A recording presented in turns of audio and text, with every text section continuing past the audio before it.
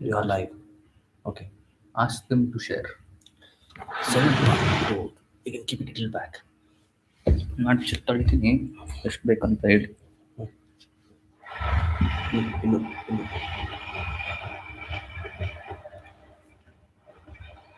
ಸಾಕು ಸಾಕು ಸ್ವಲ್ಪ ಈ ಕಡೆ ತಗೊಂಡು ಚೂರು ಲೈಟ್ ಸ್ಲೈಟ್ಲಿ ದಿಸ್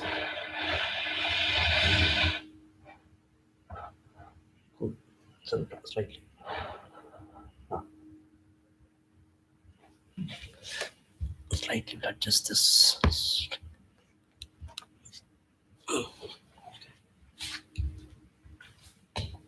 Camera ನೋಡಲ್ಲ ಈಗ ನೋಡ್ತಿರ್ತೀವಿ. This also again has to go back. ಇದೇನೋ ಮಿರರ್ ಆಗಿದೆ ಅದು. Unable to ಅಂತೆ. Return to Zoom application, try again. What nonsense. ಇದರಿಂದ ಆಗೋದಿಲ್ಲ ಅಂತೀರಾ?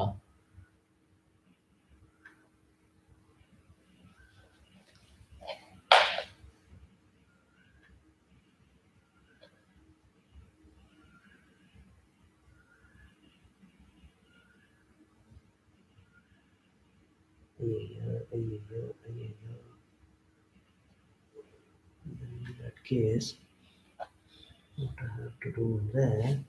ಏನಾಯ್ತು ನೋಡಿ.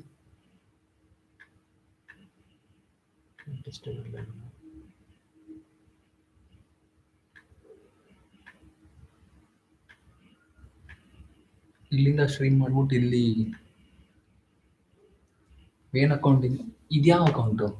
ಸೇಮ್ ಅಕೌಂಟ್ ಇಲ್ಲ, ಇದು ಅದೇ ಮಿಸ್ಟೇಕ್ ಆಗಿರೋದು ಮೋಸ್ಟ್ಲಿ. ಯೋಗ ವಿಜ್ಞಾನ ಇದರಿಂದ ಲಾಗಿನ್ ಆಗಿದ್ದೀನಿ ಮೋಸ್ಟ್ಲಿ ನಾನು.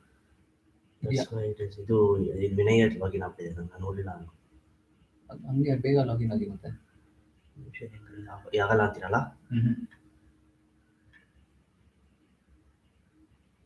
ಹೋಸ್ಟ್ ಮಾಡಬೇಕು online classes.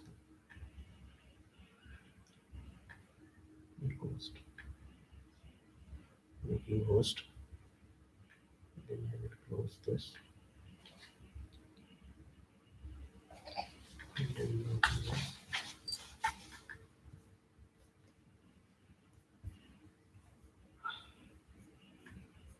oh, somebody is already there.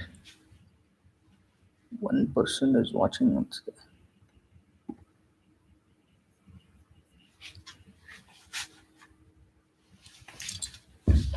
Yes.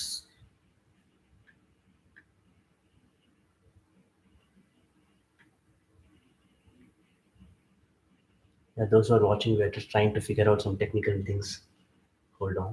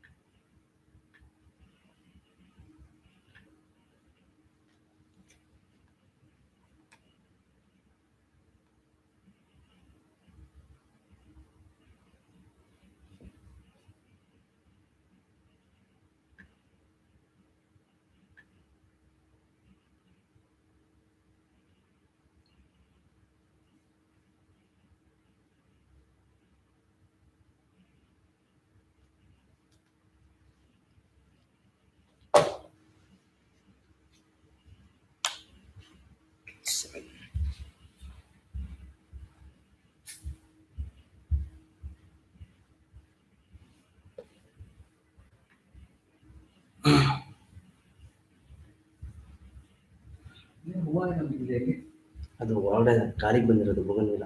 ನಾವು ಕ್ಲೀನ್ ಎವ್ರಿಡೇ ಮಾಡೋದಲ್ಲ, ಇವತ್ತು ಮಾಡಬೇಕು. ಸಂಡೇಸ್ ಮಾತ್ರ ಮಾಡೋದು. ಏನು ಆಲ್ ಕ್ಲೀನಿಂಗ್. ಇನ್ನೂ ಅವ್ರು ಬರ್ತಾ ಇಲ್ಲ ಕೆಲಸದವರೆಲ್ಲ? ಯಾರೂ ಇಲ್ಲ. Not even doing any kind of cleaning because it's too much actually. 40 ಜನ ಬಂದಿದ್ದಾರೆ. ನಾಟ್ ಬ್ಯಾಡ್ ಅಲ್ವಾ? Just started. ಯೂಟ್ಯೂಬಲ್ಲಿ ಯಾರೋ ಒಬ್ಬರಿದ್ದಾರೆ, Like if you share the link, ಏನು ಇಶ್ಯೂ ಆಗ್ತದೆ ಗೊತ್ತಿಲ್ಲ ನನಗೆ.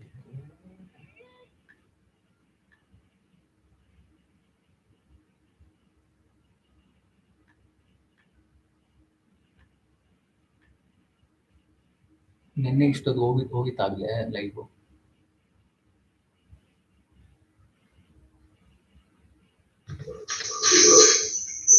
Hello. Hello. Hello, Vijay. Yeah, 1 second. Hello. Hello. Yeah, I can hear you. Yeah. No, we are not turned on the video. 1 second, we'll turn on the video in a while. I'm not able.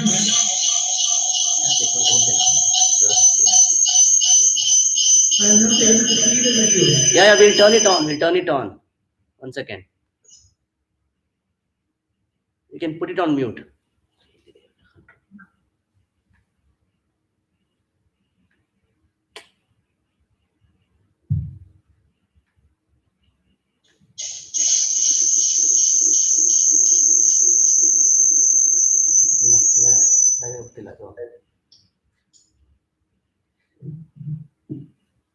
Direct Facebook ಅಲ್ಲೇ ಹೋಗ್ತೀವಿ ಅಷ್ಟೇ. Facebook ಅಲ್ಲೇ direct ಆಗಿ ಹೋಗಿ ಅದು ಬಿಟ್ಟಾಕಿ Facebook ಅಲ್ಲಿ direct ಆಗಿ ಹೋಗಿ ಒಂದು ಸ್ಟ್ಯಾಂಡ್ ತರಬೇಕಿದ್ದಾರೆ ಹಿಡಿದ ಚೇರ್ ತಗೊಂಡು ಬಂದೇನು ಹಾಗೆ ಏನಕ್ಕೆ ಇದು ಇದೆಯಲ್ಲ ಅಲ್ಲಿ ಇಲ್ಲಿಂದ ಇದು ಝೂಮ್ ತಾನೆ ಝೂಮಿಂದ ಇದು ತಾನೆ ಬಿಡ್ತಾ ಇರೋದು. ಸ್ಟ್ಯಾಂಡ್ ಎಲ್ಲಿದೆ?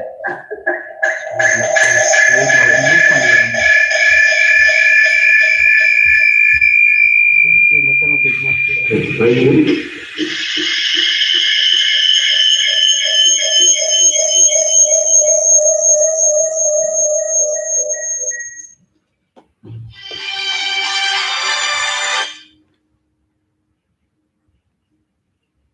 All right. Now you all can see me, I think. We are trying to figure out some technical things. So that's why we were turned off the video. Everybody hear me now? Yes. Okay. Yes, sir. Cool. Yeah, I just I have Ventesh helping me out here. So we are trying to see if we can connect. We are trying to go live on Facebook, but there was application which was not working. So something he's trying to figure it out. All right, we'll just start the session anyway. So yeah, so we're going to start the session. Before that, 1 second, I want to give you some instruction. Ventesh, our Zoom application I made it host. That is host now. In case you want to cut ಮಾಡಿದ್ರೆ ಇದು host ಮಾಡಬೇಕು ನೀವು. Okay, that is fine. Okay. All right. So very good morning to all of you. It's like really good to see you all getting up early in the morning at 4:30. And 50 plus people have already joined. So we are waiting for some more to join in a few minutes from now. Okay. Before we start, wish you all a very happy International Yoga Day. So this is like a day which has been proposed long back, and I think you already know the history of it. So 2015 is the first International Yoga Day, and 2015 I was also invited to Russia to conduct sessions for the International Yoga Day there during the same time, first International Yoga Day. And since then, this Yoga Day is going on. So the way I look at it, look at Yoga Day is it's a way for all the yoga practitioners across the world to get together and practice together. So and now this time, because of COVID situation, we are not able to go outside to practice. So the theme itself is to practice from home, practice with the family, and that's exactly what we are doing. So we're going to practice at home, and you're going to practice. If you have anybody to be accompanied, it's well and good. You can just practice the meditation with them. Okay. So we have not done anything intense this time, in the sense like in terms of the physical practice, because there was again a lot of things about what is this Surya Grahana, solar eclipse and all that going on together. So we just thought we'll just keep it a meditative experience, because during the eclipse time, meditation itself is a great thing to do. So that's why we kept it mostly meditation. And also this time itself, right? It is something which I learned it when I was doing my studies in yoga, when I was in the ashram in Dharamshala. So when I was staying in the ashram in Dharamshala, this time we used to start practice by 4 o'clock in the morning, because I spent the time couple of months there. The day used to start at 4:30, 3:30 in the morning, and from 4 to 7 o'clock it used to be our self practice time. And I realized how beautiful it is to practice early in the morning. So this is exactly what I want you all to experience today, and that's the reason I probably insisted a lot to get up early, at least for a day, so that you can experience this early morning, the serenity, the calmness, the peacefulness. And this is exactly what is an ideal environment for yoga practice this time. So where, because your mind will also not be having too much of a thoughts going on, because your mind is calmer, the place is calmer. So it's a perfect time for meditation. And that's why we thought this international yoga day will just start something very early in the morning. So, and I'm glad to see that close to 60 plus have so far joined the meeting so far. And yeah, thank you so much for joining in again. Okay. So, all right. So before we start, any questions or anything you want to say? I should get started directly to the practice itself today, because I don't want to waste this precious early morning moments by talking. Okay, we'll do all the talking at the end of the session. Okay, and please, yes, you have anything to ask, Dharanish? Can we do in the balcony or it's only in inside like? No, you can do, not an issue. No issues. Okay. If you are feeling it very cold, you may have to protect yourself, because it's going to get chiller by the time it reaches 6:30 kind of a thing. Okay. Thank you, sir. Okay, thank you. All right. So if no questions, so what we are going to do now, we are going to start the session with the meditation first. After that, I'm going to give a talk on yoga for immunity. And during the meditation, I want you all to keep your microphones in mute, because even if it makes a little bit of noise, that goes everywhere to everyone. Okay. Ensure that, I think Ventesh, your microphone is not muted still. Ensure that your microphones are completely muted. So don't unmute your microphone, not you. One more Ventesh. Okay. All right. So now this meditation, what do you say? It is not going to be a continuation of what we usually do in the full moon meditation time, because whenever we sit for full moon meditation every full moon day, so we are going to explore a new aspect of meditation. Okay, that's exactly what we do on full moon days. So we are going to go by the text of Vijnana Bhairava. So we're going to try to understand different aspects of meditation from the text. But today's meditation is not about trying to understand something new. It's about doing something we already know. So it's going to be an experiential part of it. That's it. You're not going to understand anything new. You're just going to experience the meditation itself. So those who are totally new to meditation, see, meditation is not something that you have to do. Okay, you just have to forcefully do something to meditate. You just have to not do anything. That's the state. You just have to keep quiet without doing anything. That's the kind of a state that we want to get in eventually through the meditation. But for that to happen, you have to focus on something. Okay, so that's because even in the Patanjali Yoga Sutra, he mentions the concept of what do you say, dharana and dhyana. So first is dharana, where you are trying to focus on something with an effort, and that's the starting point. And then slowly the effort reduces to get into dhyana state. And most of the times what we do is we start doing dharana only, and we get stopped at dharana itself. We never go into dhyana state. Why? Because we don't have enough time for that. Because it takes a while to get into dhyana state. But you have to start with something. That starting point is with an object, which is through a dharana. And right now our object is going to be our breath. So we're going to observe the breath. I'm going to give you the instruction how to observe, what to observe, everything. So, and we're going to be with the breath, and that is going to be our dharana. And eventually it has to merge into a state of effortlessness, which is the meditation part. Fine. So understand this, meditation is not something that you do. Meditation is something that you eventually achieve by doing the practice of dharana. Okay, because many times now it's a conception that, the concept is such that now everybody is like, oh, you have to do meditation. You have to do meditation. No, meditation is not something that you have to do. Meditation is something that it happens as you are doing the practice of dharana. Okay, understand this clear distinction between dharana and dhyana, the meditation and the concept of just a concentration itself. Fine. All right. So with that, we are going to again follow the same process that we usually do on a full moon day. We're going to start by doing Nadi Shuddhi Pranayama for few minutes, and then followed by that we're going to chant Omkaras. We're going to follow my instructions. So few Omkaras we're going to chant, and then we are going to follow the instruction for today's meditation. Clear? So make yourself comfortable. You're going to sit wherever you are. But if you are finding it difficult to sit straight, you can go to the wall, take support of the wall, because you're going to sit for next 1 hour. And preferably try to keep your body as still as possible. I know it's challenging for many of you to do that, because what happens when you keep on moving yourself, then the distraction is coming from your physical body itself, and it will disturb your practice.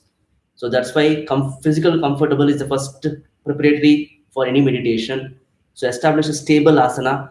In case if you are finding it uncomfortable, make yourself comfortable right now.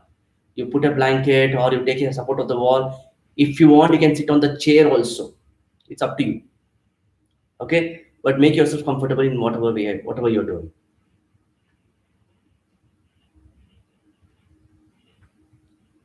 Okay, all right. So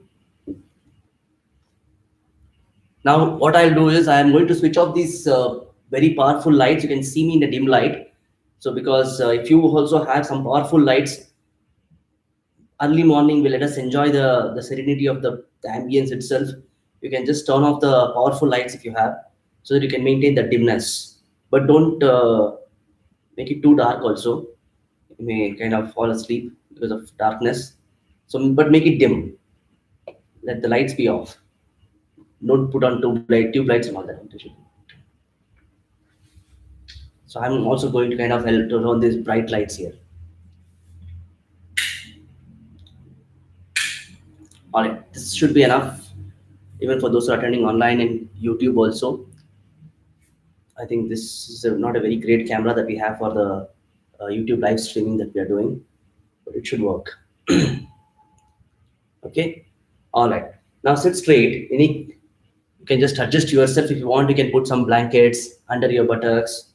Make yourself straight. Keep your spine straight. Keep your eyes closed. Anybody who doesn't know what is the practice of Nadi Shuddhi Pranayama here? Microphones mute. Saraswati madam, please. I don't want anybody to turn on their microphone during the practice, because it is going to disturb everybody's meditation. Okay? Saraswati madam, mute. Yeah. All right.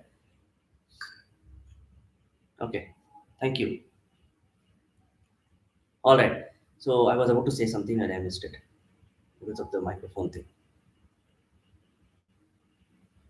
I was asking, is there anybody who's totally new to the practice of yoga or pranayama itself, because you don't know what is Nadi Shuddhi Pranayama? Is there anyone like that?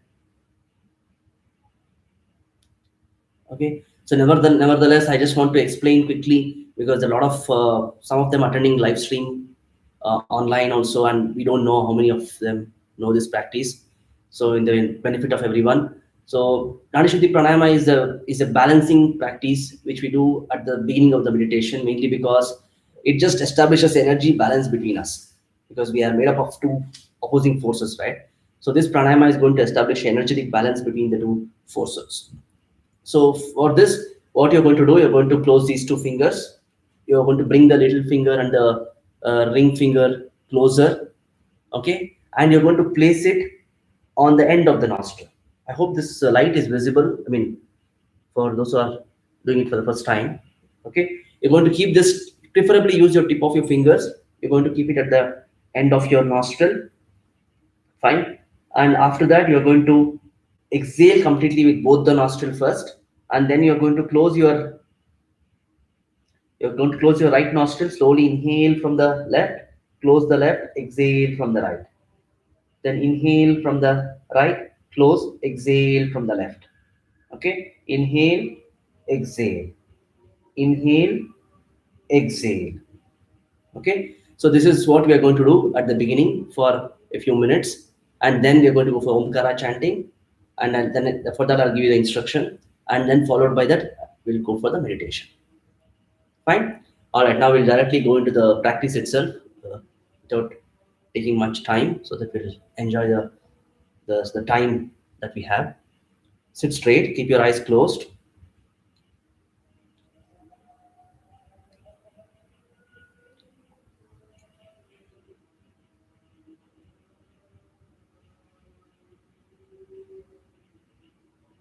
Keep your back straight.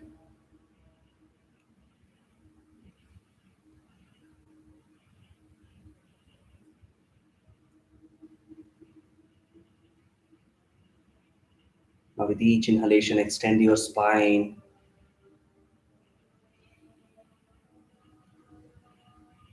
And as you exhale, roll your shoulders back and drop your shoulders down.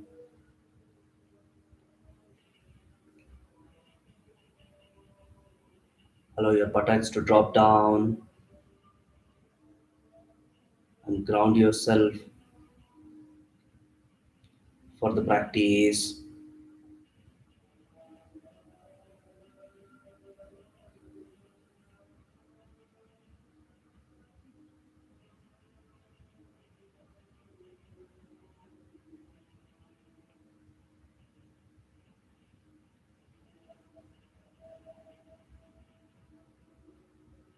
If there is any tension in your physical body, adjust yourself, let go, relax.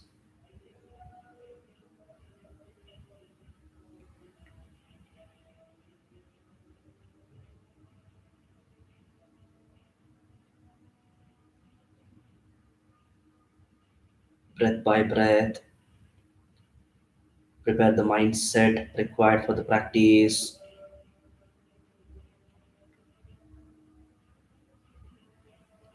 The beginner's mindset to explore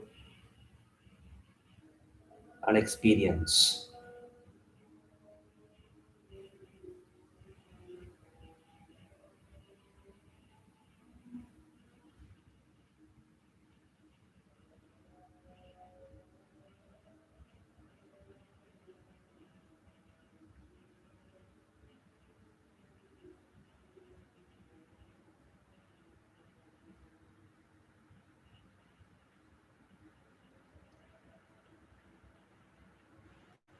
Maintaining this physical stillness, let us begin the practice of Nadi Shuddhi Pranayama. Everyone can start the practice.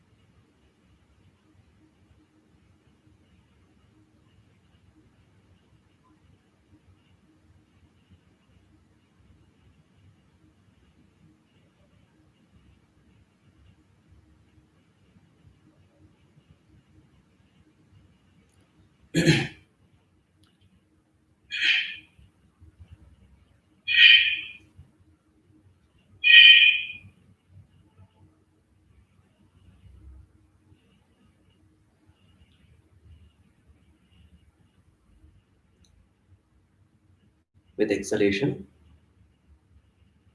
stop the practice. Complete the cycle. Exhale from the left nostril and then stop the practice.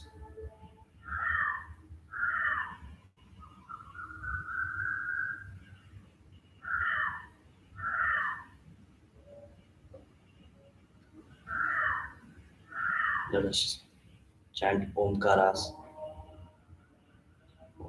now. We're going to chant together. Those who are totally new to it can just wait for me to finish the first cycle and then you can start with the second cycle onwards. All together. Inhale. We're going to chant together. Follow my instructions. Don't chant at your own pace. All together. Inhale.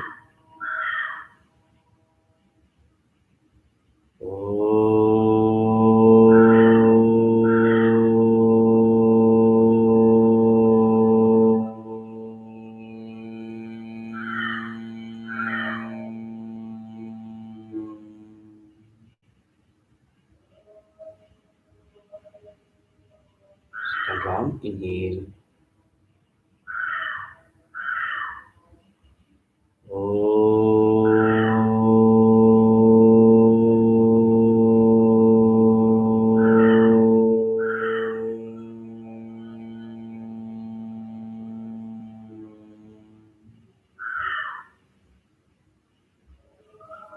Inhale.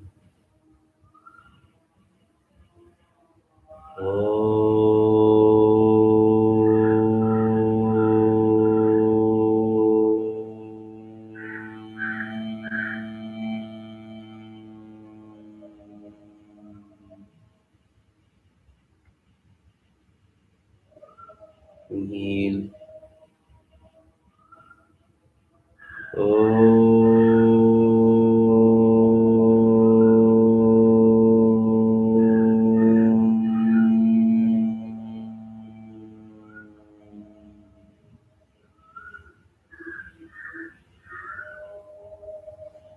Inhale.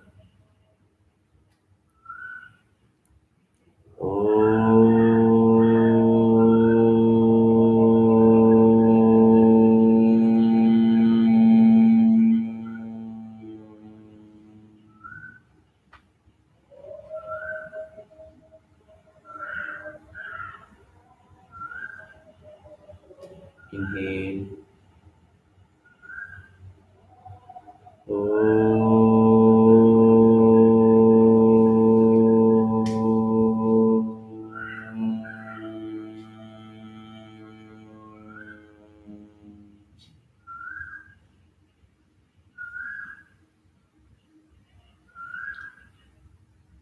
Inhale. Inhale.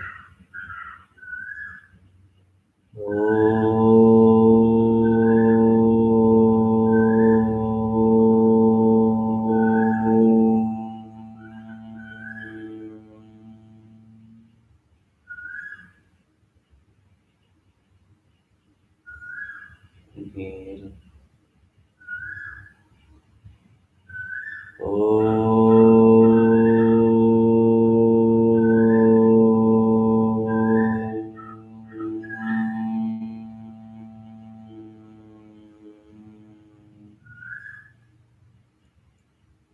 Inhale.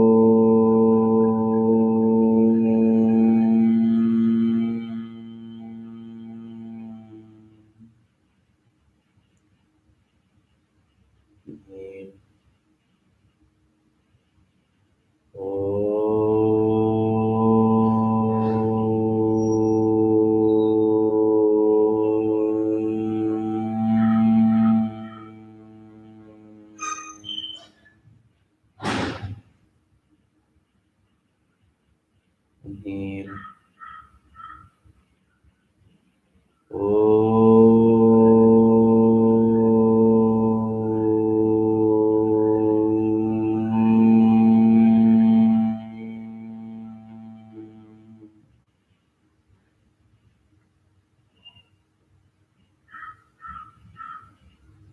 Inhale.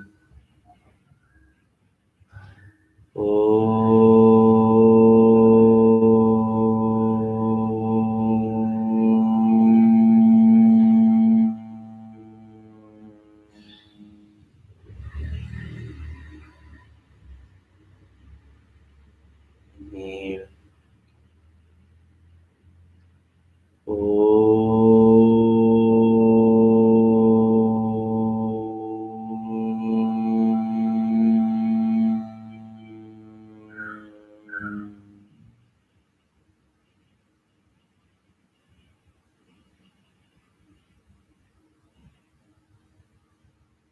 Inhale.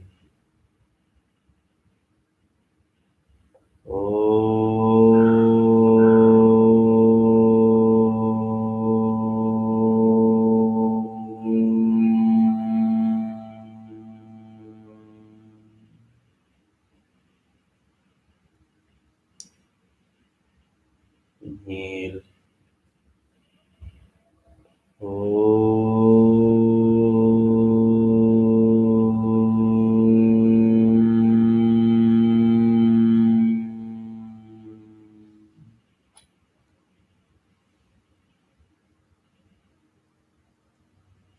Inhale.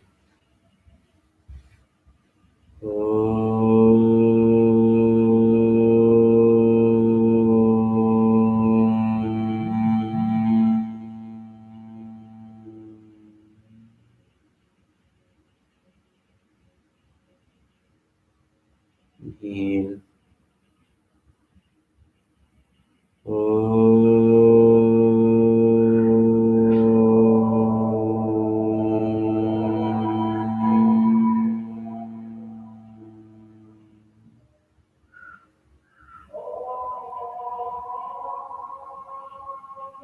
Inhale.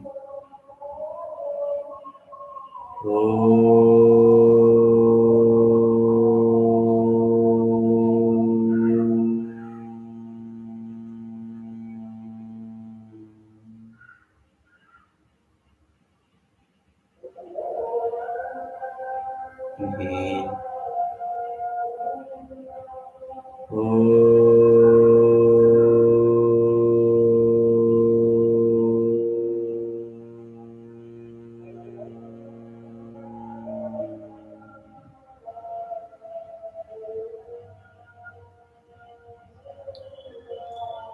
Inhale.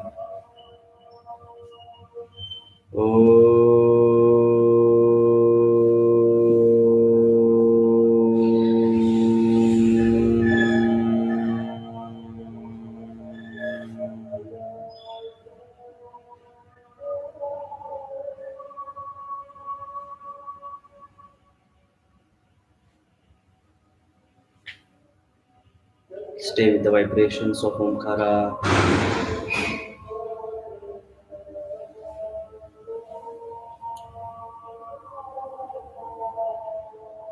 Allow the vibrations to penetrate deeper. Also feel the silence that follows the chanting of Omkaras.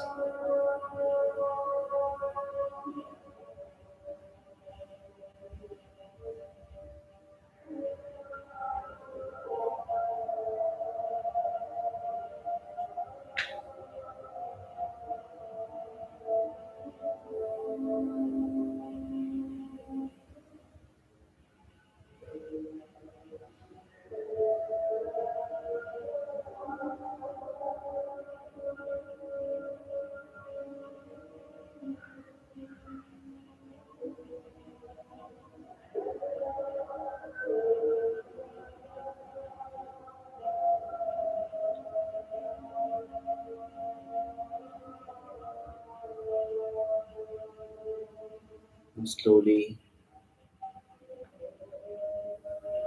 bring your awareness to your breath.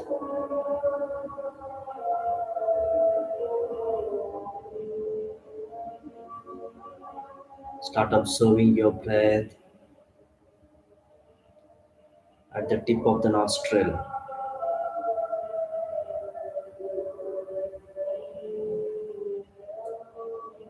Bring all your awareness to your breath at the tip of the nostril.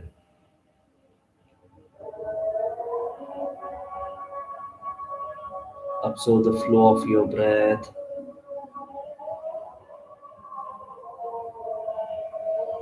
Slow, soft inhalation. Slow, soft exhalation.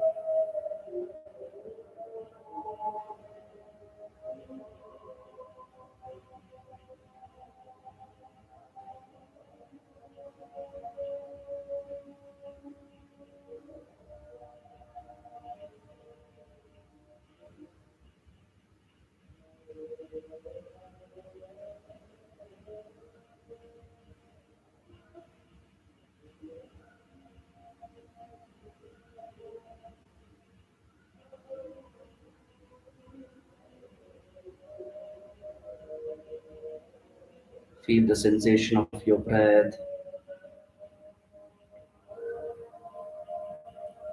at the tip of the nostril.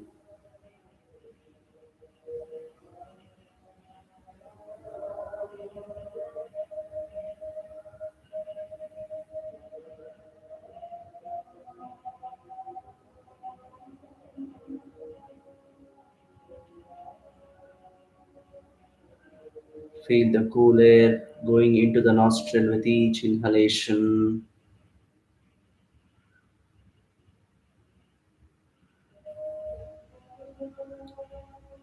Warm air coming out of the nostril with each exhalation.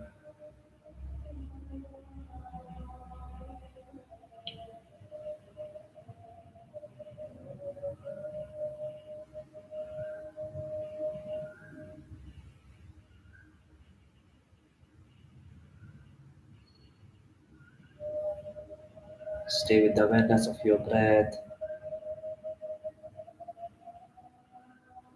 at the tip of the nostril.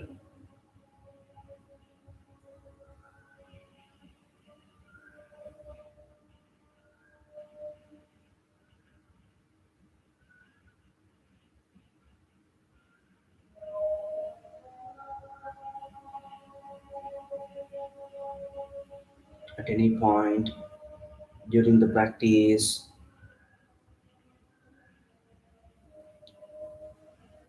if you are carried away by your thoughts, don't feel bad or develop any negative emotions towards this. It's quite natural that the thought wanders or takes our mind away from the practice. But the moment you realize that your mind is somewhere, calmly bring back your awareness to your breath and stay with the breath.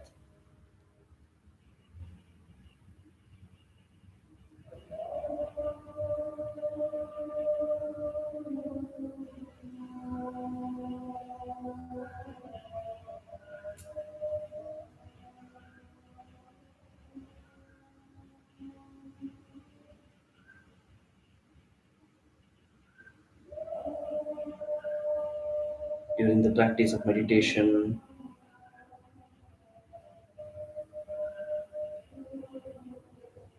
if you develop any kind of emotions, it multiplies.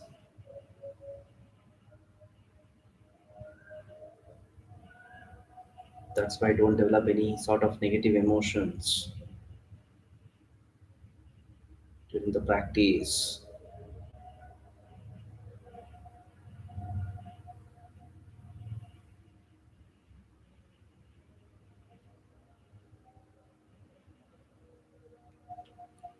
Now, as you're observing the breath, bring your awareness more on your inhalations.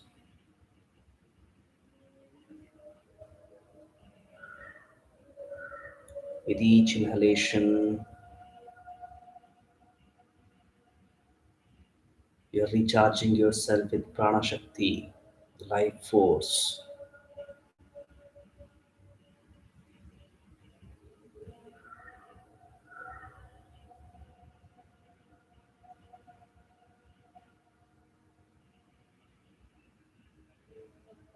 Which is going to recharge you completely, help you to rejuvenate you. Focus on this inhalation from the beginning to the end.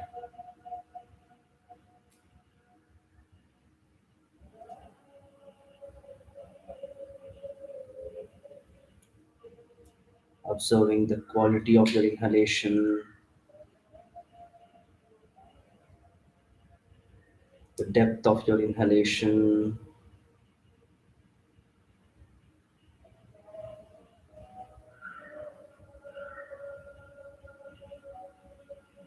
any kind of hindrances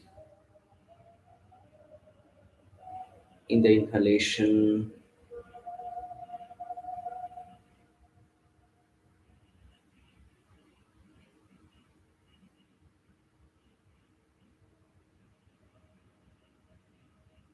and cycle to cycle variations in your inhalation.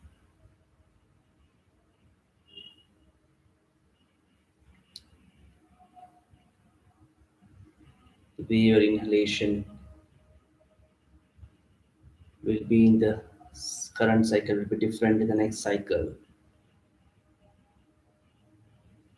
Just make a note of it or try to experience it through observation.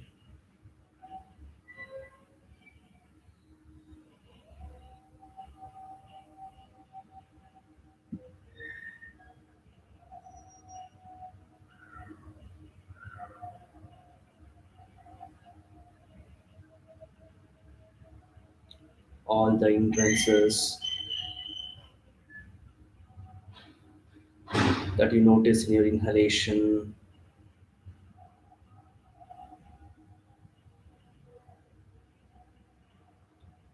are something which is happening as a response to our physical, mental, and emotional states.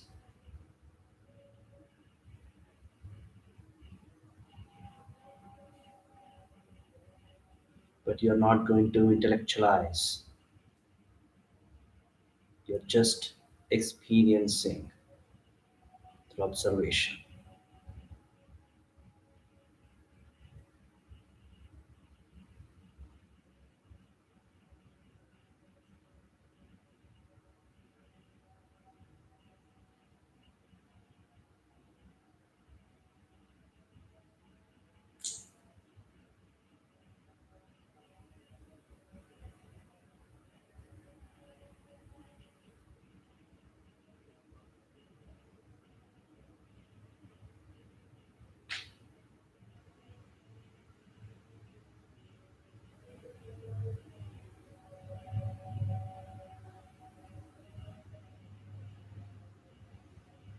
From the inhalation now,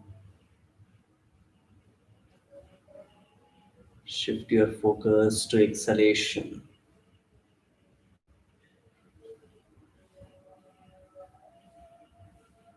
Start observing your exhalation.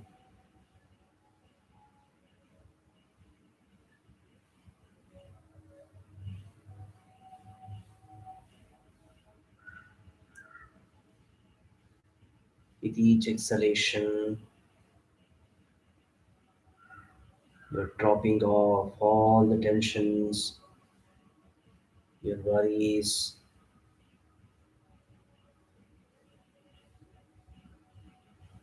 Have that mental attitude of letting go with an exhalation.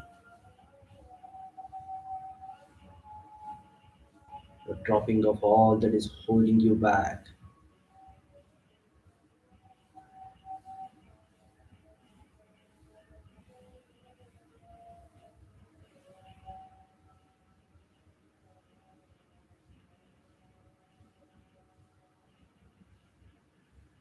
You're dropping off all that is as acting as an hindrance for our success.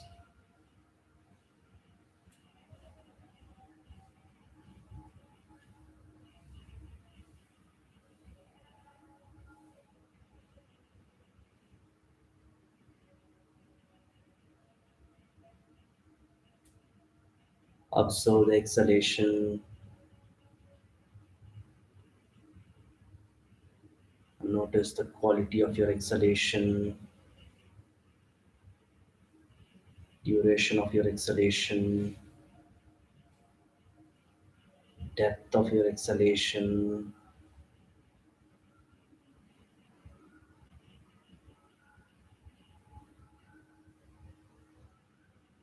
and any sort of hindrances in your exhalation.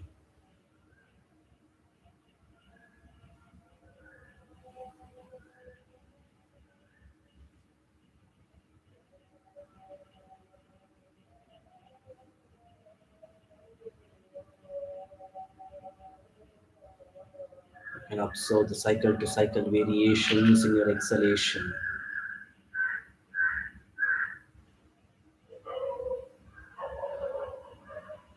How your breath, maybe the exhalation flows in this cycle will be different in the next cycle.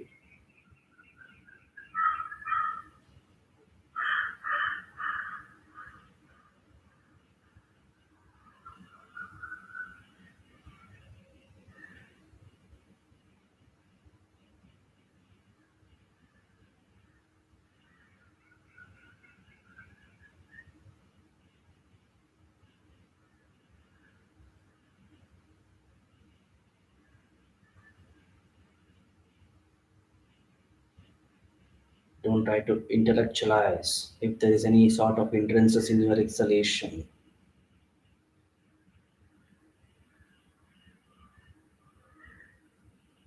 Beyond a point, our intellect will also hinder our progress.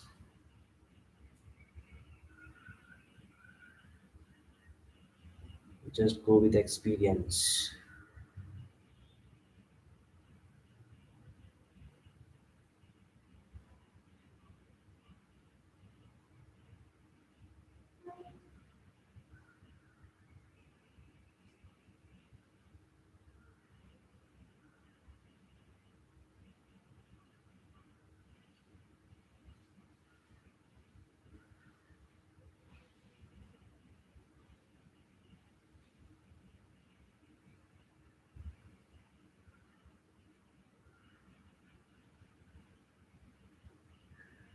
Now shift your focus from the exhalation to the transition point between your breath. Inhalation to exhalation and exhalation to inhalation.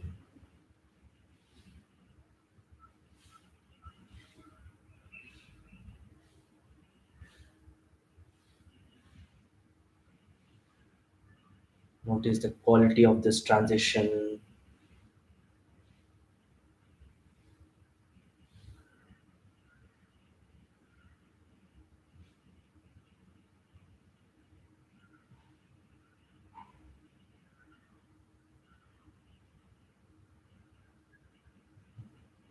And how long this transition is going to happen.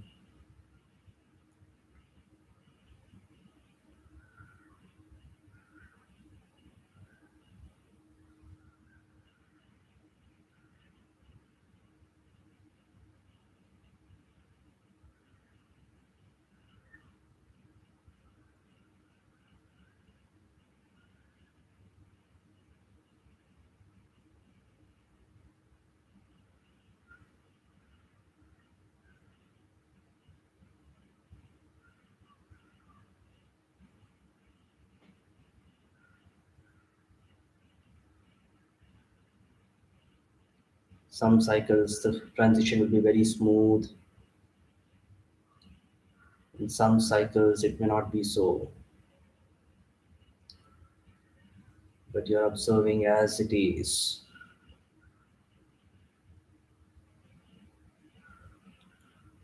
If you expect it to behave in a certain fashion,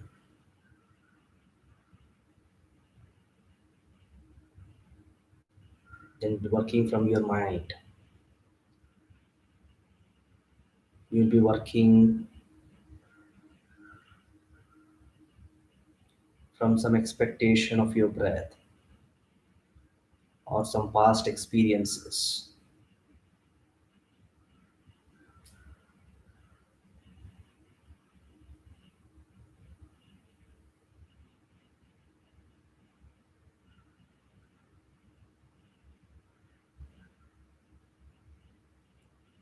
Exploration can happen only in the moment.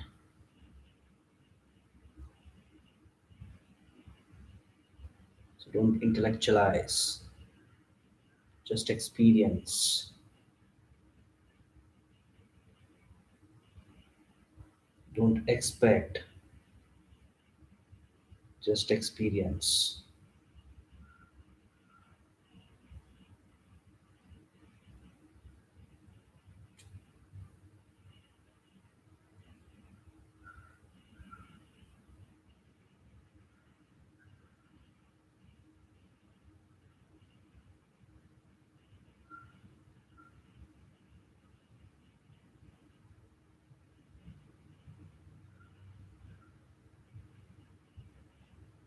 As you start observing the transition of your breath,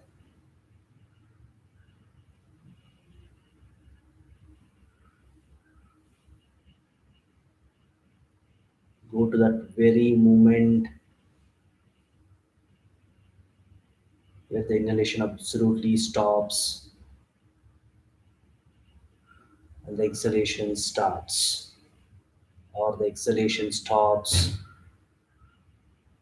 inhalation starts.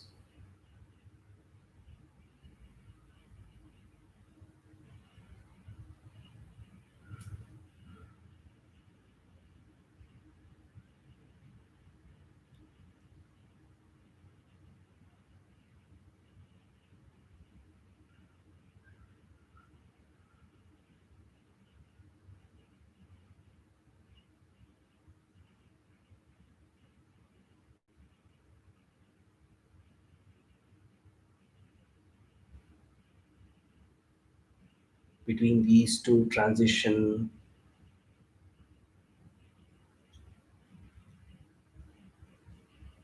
there is a momentary pause in the breath.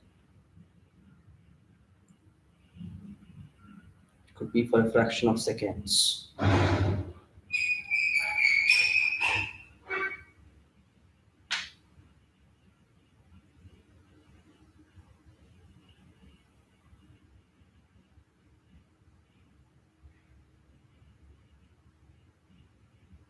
Get connected with this momentary silence between your breath, the pause between your breath.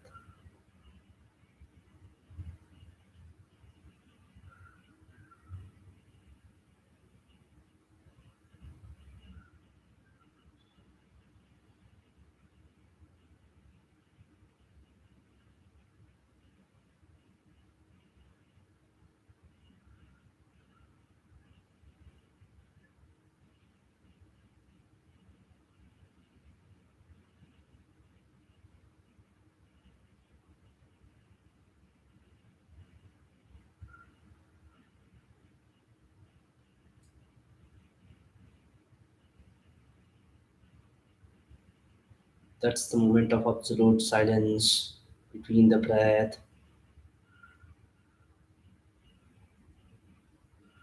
at which point your breath stops.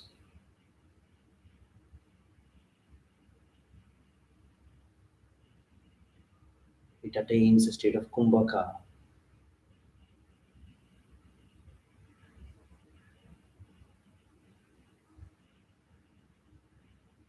effortless kumbhaka, kevala kumbhaka between the breaths, between your inhalation and the exhalation.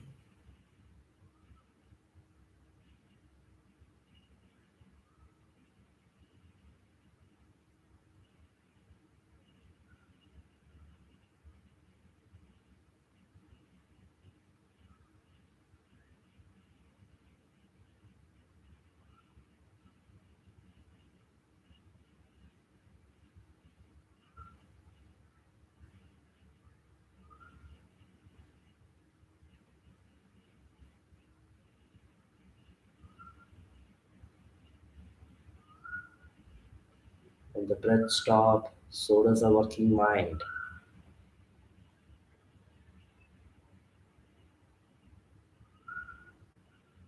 Dropping off.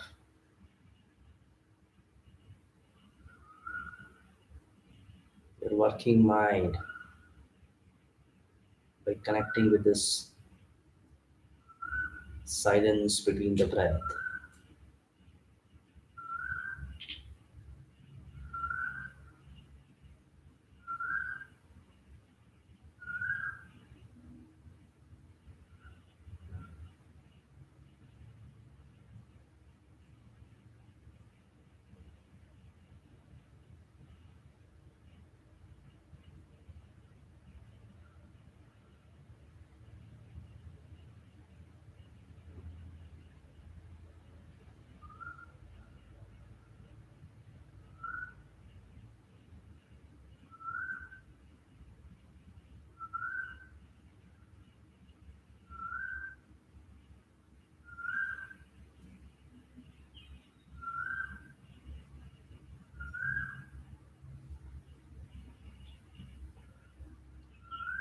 This the gap between your breath,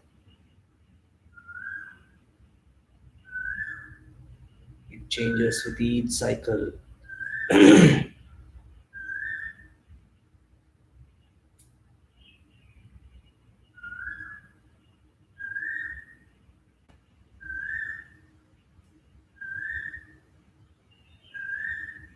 As you go deeper into the practice, it becomes longer also.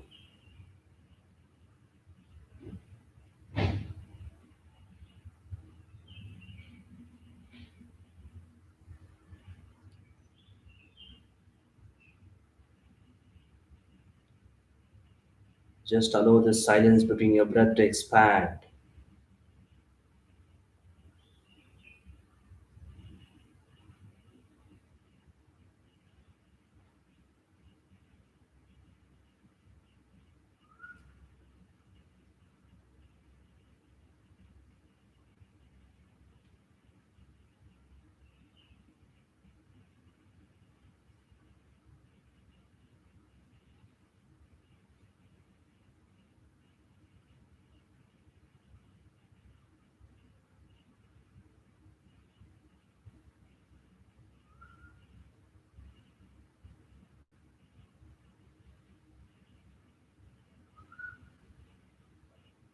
Let this silence between the breath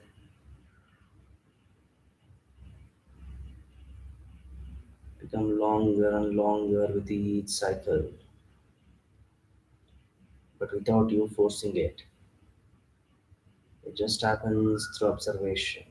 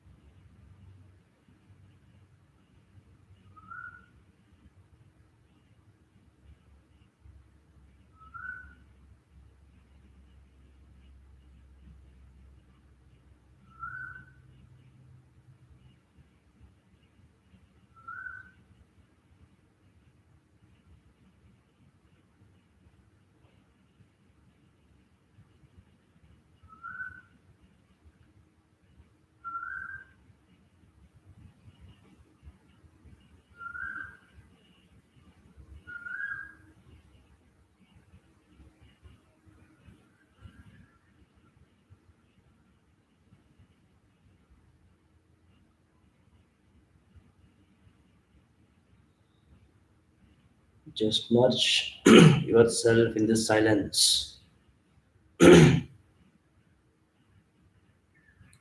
Silence between the breath.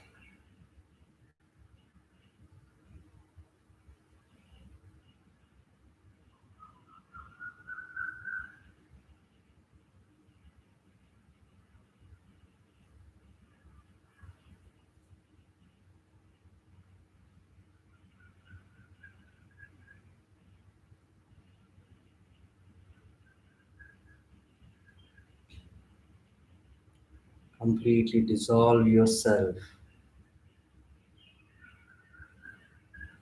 in this silence.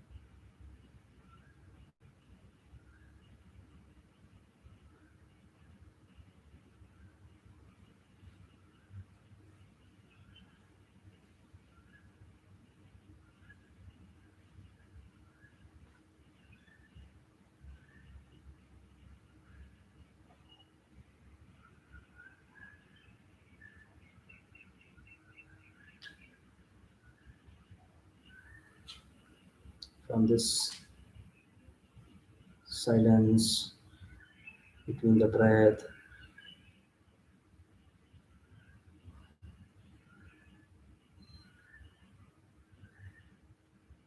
Slowly become aware again of the transition of your breath. Inhalation to exhalation, exhalation to inhalation.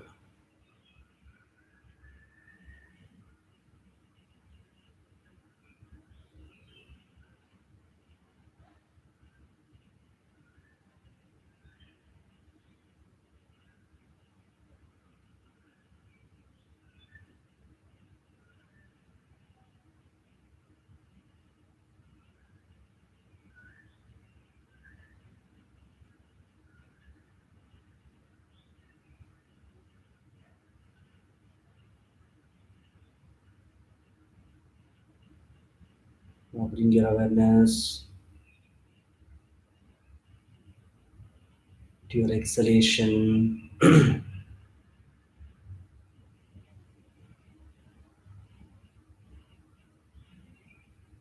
And become connected with your exhalations.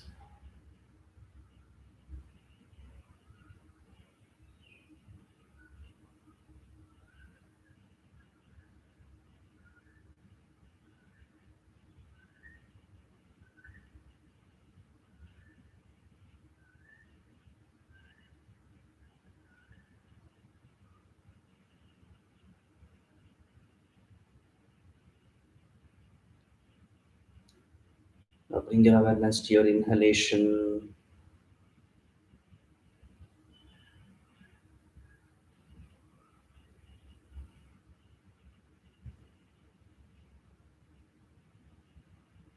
Become aware of your inhalations.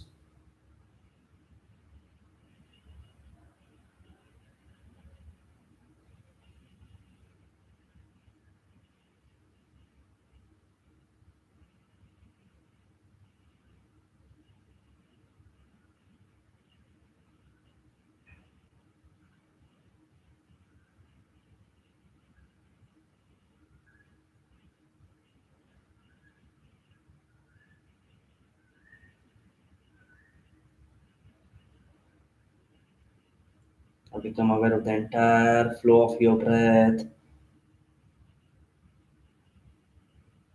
the whole cycle of your breath.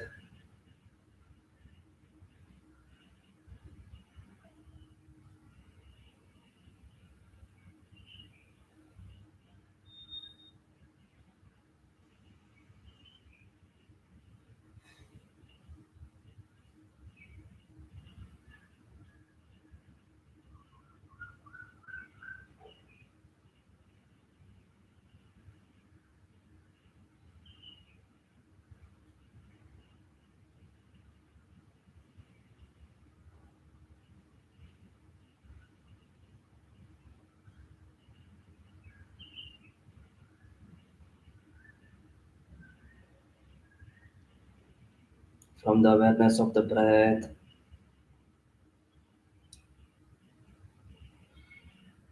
just slowly bring the awareness back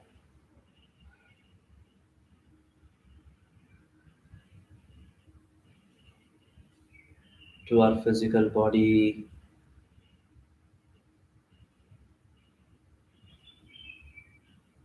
You don't be in a hurry to awaken your physical body.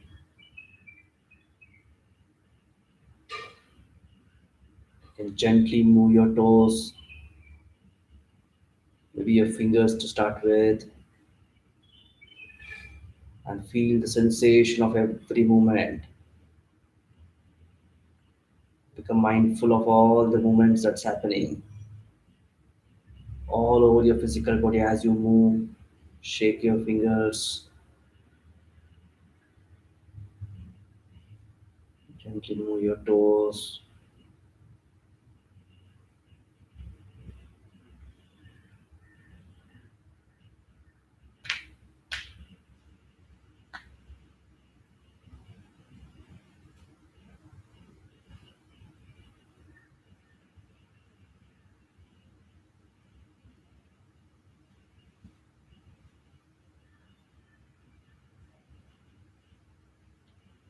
Slowly and mindfully lift your arms up and slowly rub your palms.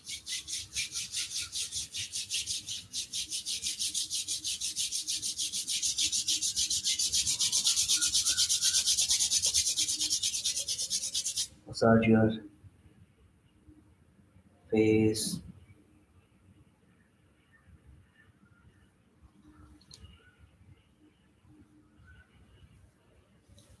Your arms, wrist and fingers.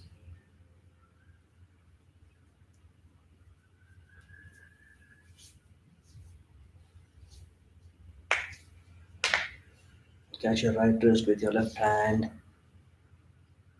Inhale once and exhale. Bend forward and surrender within.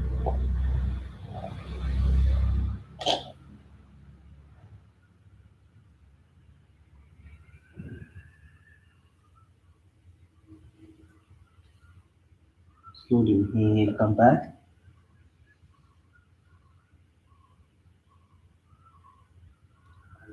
With fibbling, slowly open your eyes. Thank you.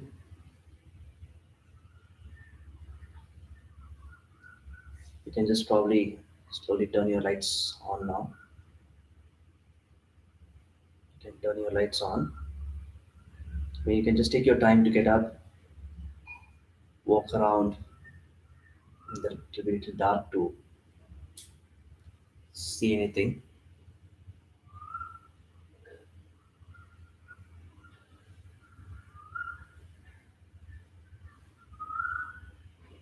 Or you can just, if you don't want, you can just keep it off itself. It's up to you.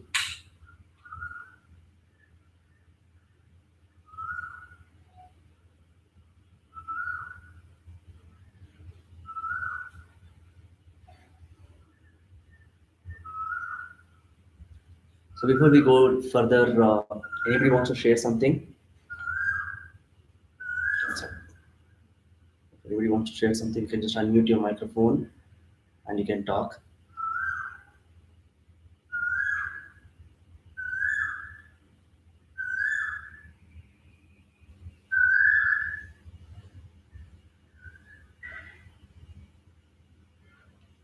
Anybody?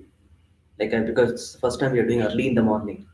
So I just wanted to know how did you feel? Was it very uncomfortable to sit and do, or was it much better?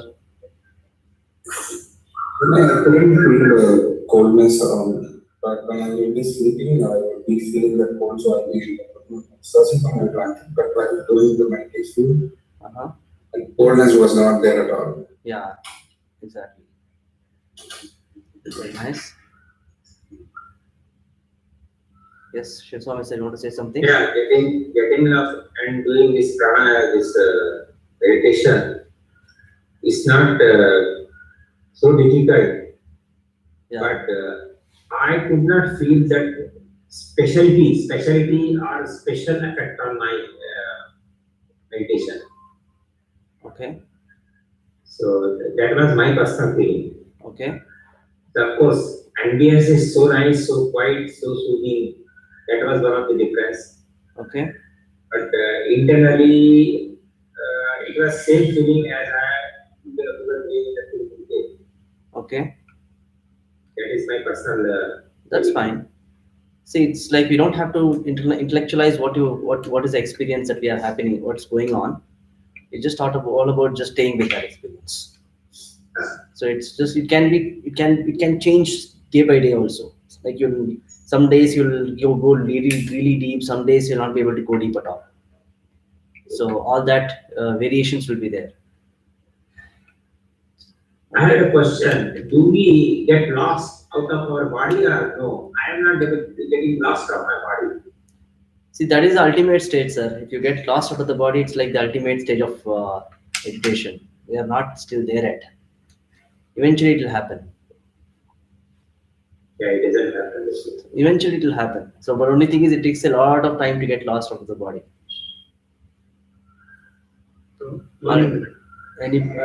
Before we go, anybody else? Because we have a talk also to happen now. Yeah, Sujala. Yeah, and this is Prakash here. Two things I wanted to share. One is roughly about 50% of the time I felt I did not feel my physical presence at all. It was just the breath and the brain, nothing else. That was one. Okay. Second thing was somewhere during the mid when you said just follow the transition between inhalation and exhalation. That point I think all along when I used to visualize the breath, I would visualize it through the lungs. Then this sort of shortcut happened and just the breath and the brain. That is what I could visualize. Nice. Nice. Okay. Yeah, it was a nice experience. Anyway. Thank you. Anyone else? Yes, Vinay. Yes, madam. Tell me. Hello. Okay, go ahead. Yeah, Varsha, 1 second. Hold on. Hello. Yes. Yeah, see, it's the first time early morning I went for meditation. I did the meditation. It was a very good experience, in the usual morning, lethargy of this thing and all was, I was started feeling after some time, I started feeling little, concentrated. Concentration was not a difficult thing today. Okay. Very nice. Okay. All right, Varsha. Does your body get really heavy, It happens actually. Yeah. Okay, because I am feeling very heavy and very stiff today. Okay. Yeah, because when you try to drop off everything, all your physical body when you go to deep into meditation, it becomes a little heavier. Seema, I want to say something. You were like earlier you were trying to say something. You unmuted and I couldn't get back to you. Just too peaceful to talk. Silence is. Yeah. See, one why I wanted you to do early in the morning is because this time you have very, very less clutter, particularly as a yoga practitioner, right? So we want less distraction from everybody around whenever you want to sit and practice. So, and this is the time when probably nobody in your home will get up and do all these things. So because at least those who are in the path of meditation, right? This is the best moment for you to get up early in the morning and do your regular practice. Even you can do asana practice also during the same time, which will also help you a lot. And you can actually go a lot deeper into your asana practice when you're doing and actually you can do meditation in your asanas also. That's what I used to do.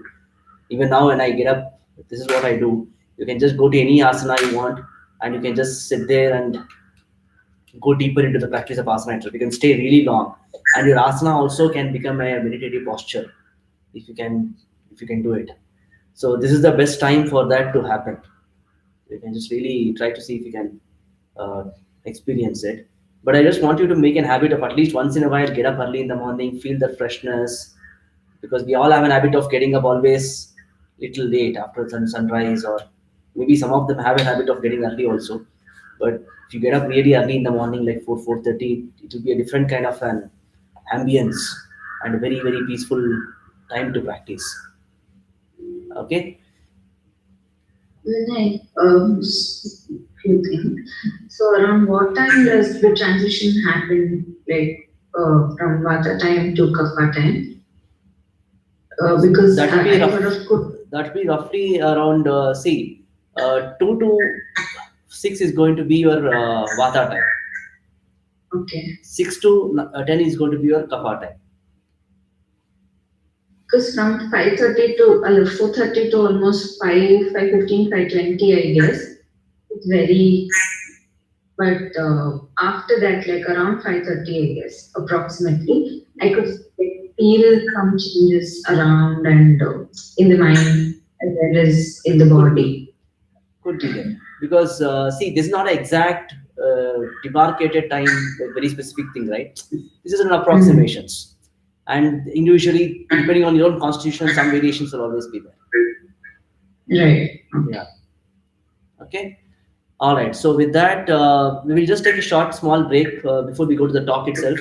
You can just walk around. If you want to go to the restroom, and you can come back, because we want to go back and discuss about the topic on the most important topic nowadays. Everybody wants to know what is immunity and all that, right? So let us understand a little bit more about the immunity aspect itself today. So we'll just take a short break before we go to the talk.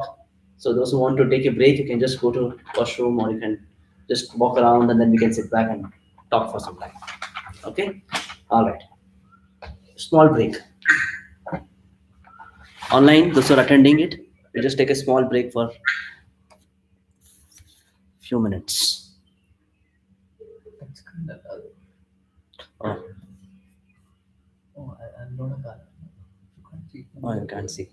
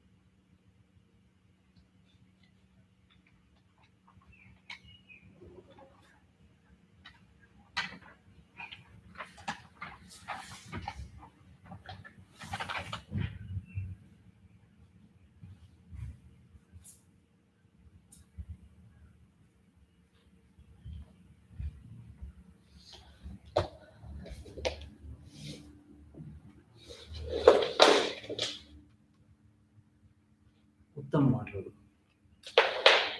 ಪರಿಸ್ಥಿತಿ.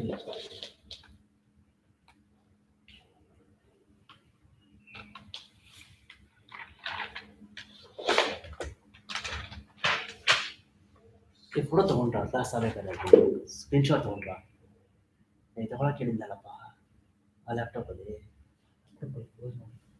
ಅಯ್ಯೋ, what is this Venkatesh? ನೋಡಿದ್ದೀರಾ? ನಾನು ಈ photo ತೊಗೊತೀರ ನಾನು ಸುಮ್ಮನಿದ್ದೆ. ನಾನು ಬಿಡಿ, ಪರವಾಗಿಲ್ಲ, ಇವಾಗಲೂ ತಗೋಣ. ಇವಾಗ ಕಮ್ಮಿ ಜನ ಬಿಟ್ಬಿಟ್ಟಿದ್ದಾರೆ, ಅಲ್ಲ ಜನ ಬಿಟ್ಬಿಟ್ರು. 77, 66 ಆಗಿದೆ.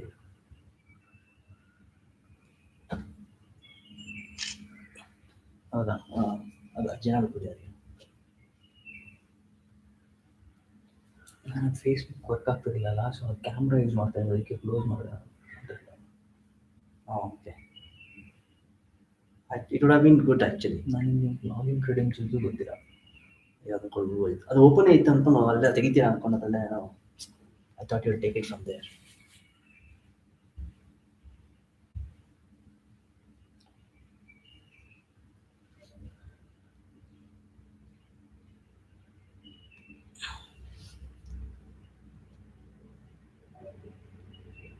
ಲಾಗಿನ್ ಮಾಡ್ತೇನಾ? ಏನಕ್ಕೆ ಈಗ ತೆಗಿತೀರಾ? ಈಗೇನು ಬೇಕಾಗಿಲ್ಲ ಅನ್ಸ್ಕೊಂತೀನಿ, ಕೊಡಿ ಮಾಡ್ತೀನಿ. Social ಯೋಗವಿಜ್ಞಾನ doctor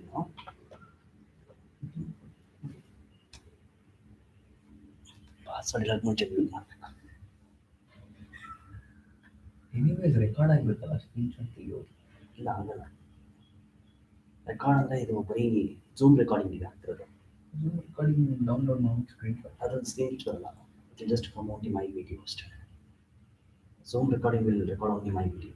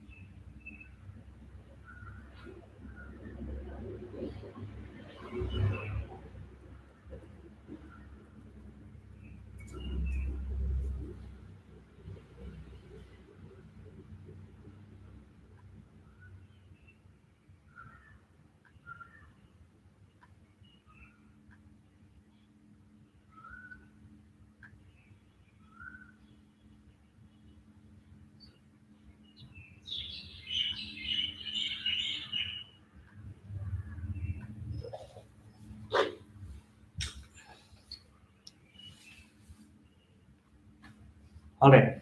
So we'll start the sessions again. Before I just want to say something, right? I want to just say one thing for the question that Shivswami sir was asking. So he was asking, I did not feel, I thought something will happen, nothing happened. And the one thing which I was thinking is probably you have to just drop the expectation itself. Because when I just say, moment when I just say, come back early in the morning, we all come with the expectation something great will happen. So probably the expectation itself would hold us back from something to happen also. So the best thing is to drop the expectation. Okay. So you just have to just let that expectation drop. Then the only when the expectation is dropped, things will start happening automatically. So without even just thinking about what's going to happen. Okay. All right. So we'll start. Or everybody is back. I can still see some screens empty. All right. So we'll just go with this. Just a small talk. You can just put on your videos for this, so that I can just see you all also when I'm talking.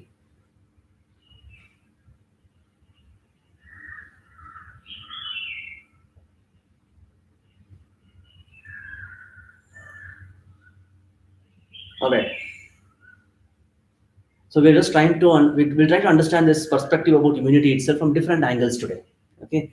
So before we go into the topic of what exactly we can do from the yoga perspective, so let us understand what exactly is immunity in general. I want it to be a little discussion based. I don't want it to be keep talking and you just keep sitting and listening to whatever I'm saying. So according to you now, because we are hearing the word everywhere, you have to improve immunity. Immunity has to be more. Immunity has to be more. All of that we are very common word nowadays, at least, right? During these times. So what exactly is immunity according to you? What exactly is immunity according to you? Any question? Anybody can answer. Fighting against infections. Fighting against Infections. Fighting against infection. Right now, that's what we are all looking for, right? So we are all looking for fighting against the infections. Okay. What else? Anything else? Just what is according to you? What is immunity? Building up resistance power. Building up Resistance power. Building up resistance power. Okay, fantastic. What else?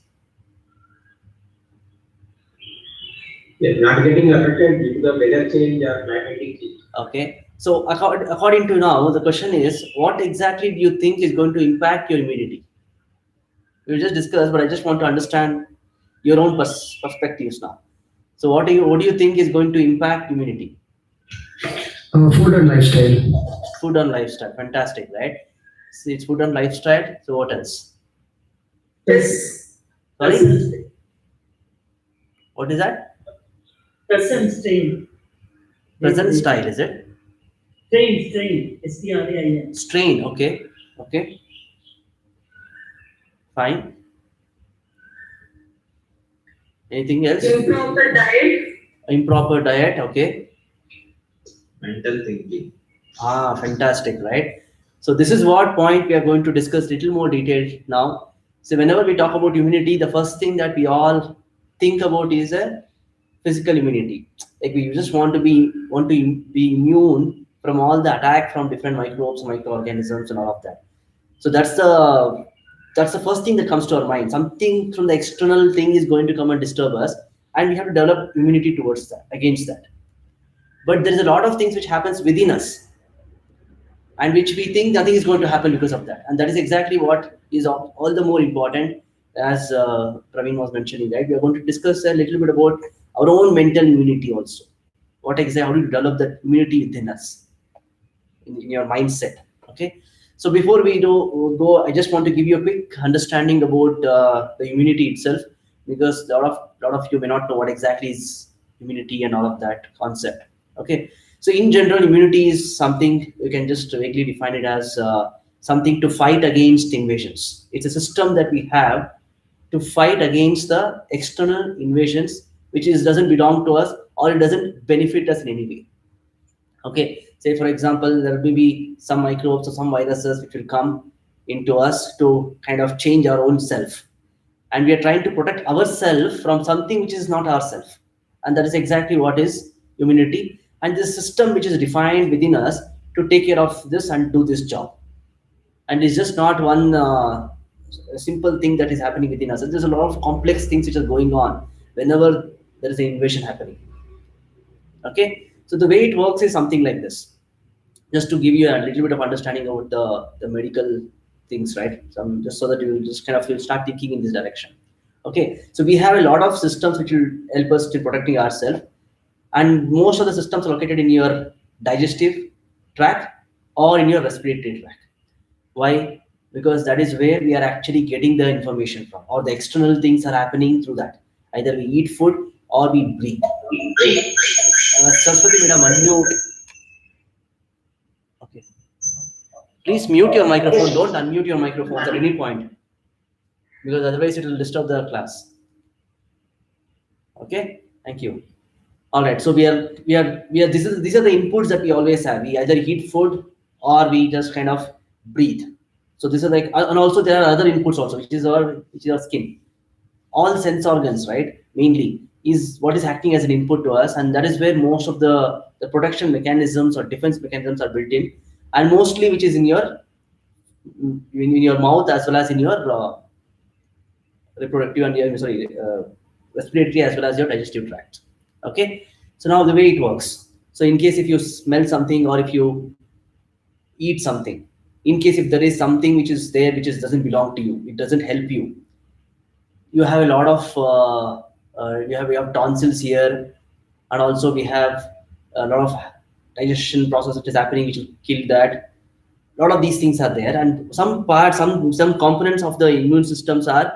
You have one is called thymus, which is nothing but your in between the center of your chest.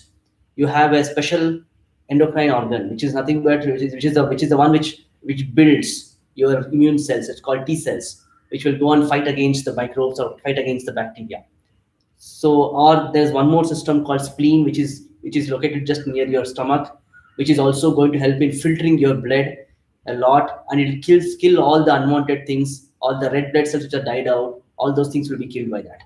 Okay, and your bone marrow, which is the one which produces all the blood, which produces the cells and which gets matured somewhere in your thymus, and ultimately all these defense, which is nothing but white blood cells, right?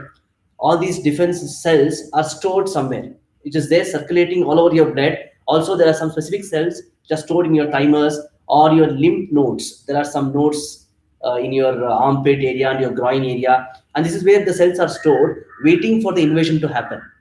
And this system is such a way that it's kind of sitting there and waiting. Okay, something is going to happen. Something is going to happen. Let me go and attack somebody. Then, when something comes, look at the intelligence of this, right? Something comes, it will decide what to do with that. First thing, it has the intelligence at the cellular level to decide whether this particular invasion is it going to harm me or not going to harm me. If it harms me, then I have to go and kill it. If it doesn't harm me, let it happen. Because see, we don't have to be worried about a lot of bacteria and all of those things, because we have a lot of bacteria already inside us.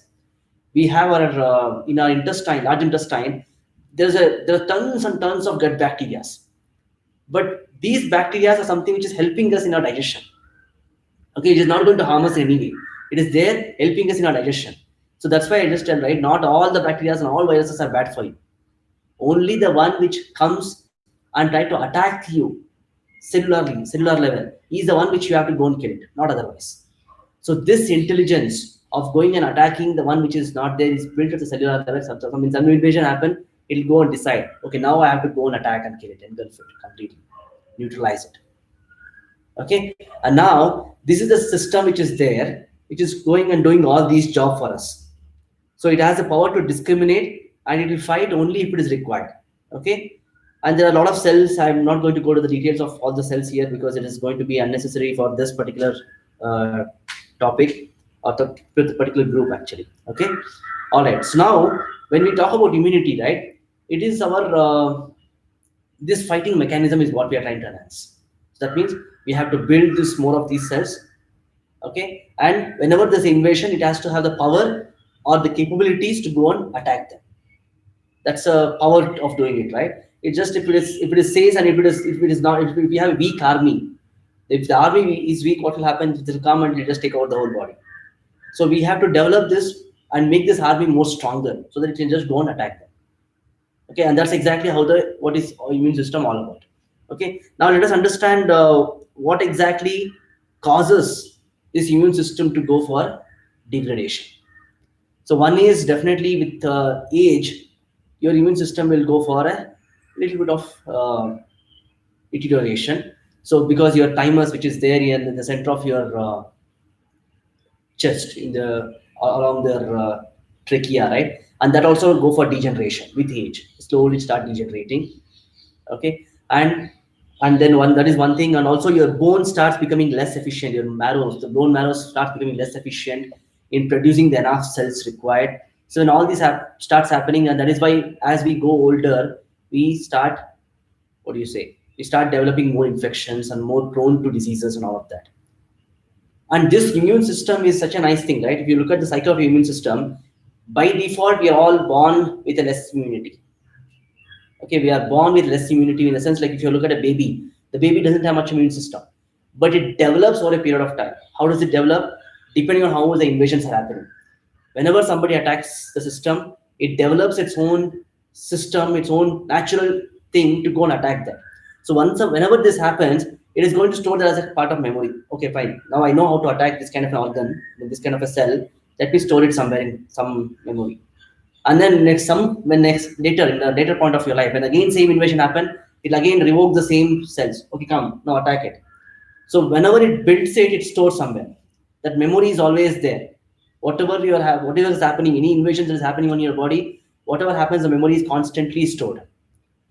Okay, and that is the reason how the vaccines plays a role. Whenever you're injecting yourself, vaccination is going on, right? What exactly they're doing is they're trying to inject some antibodies within us, which will have the memory of how to fight a particular kind of a infection.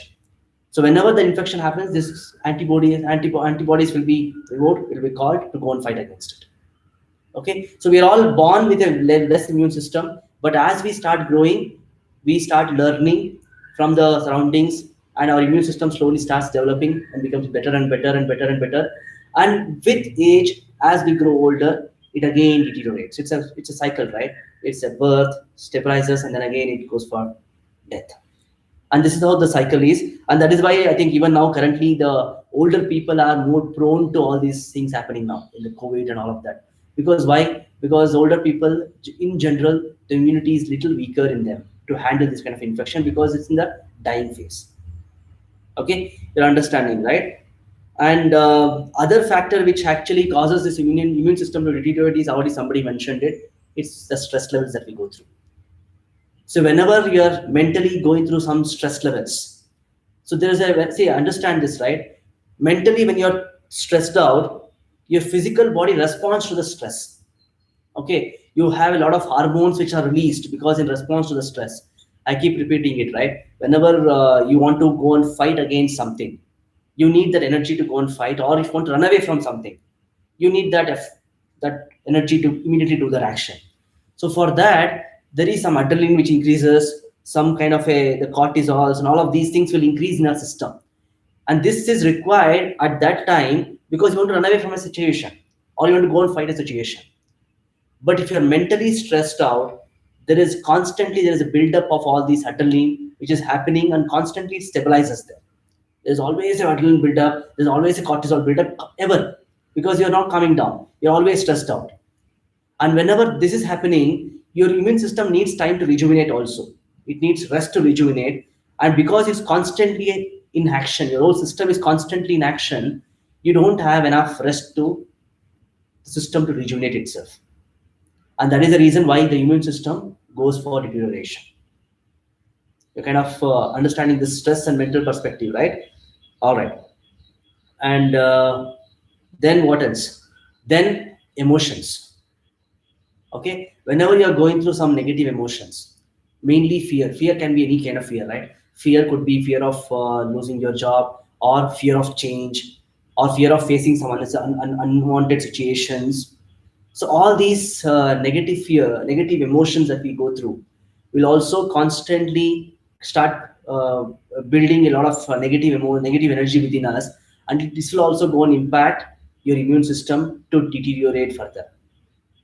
So a lot of times we just think and building immunity is just a simple thing, right? It takes a lot of persistent effort in all these directions to really build your immunity. Okay, so your definitely your fear, your negative emotions, and next thing is your attachments. So because we are always attached to something, and this is like a little bit philosophical. Whenever you're attached to something, you always have the fear of losing it.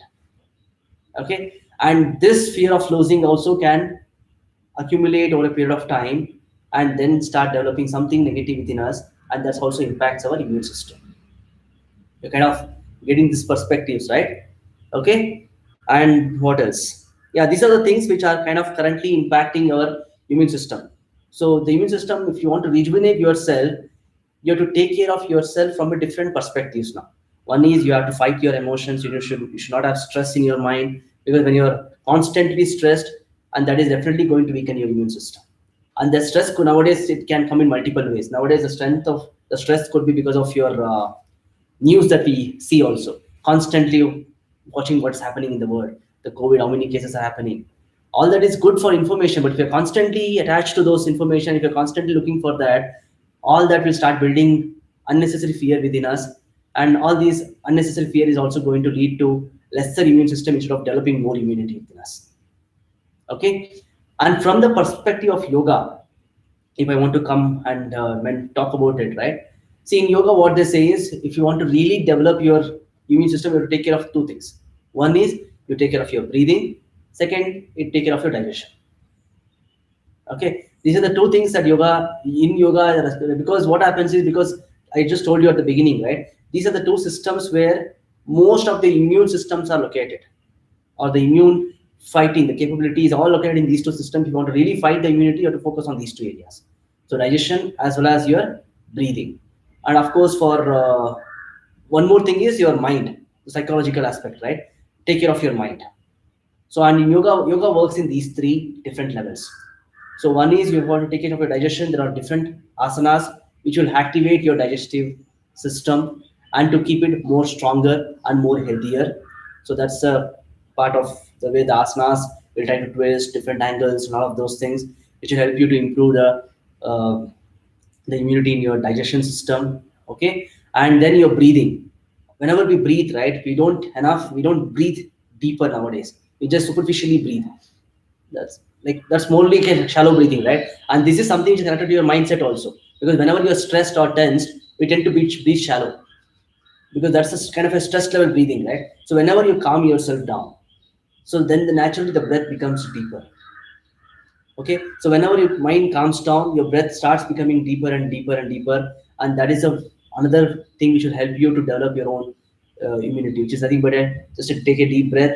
More than that, calming your mind down.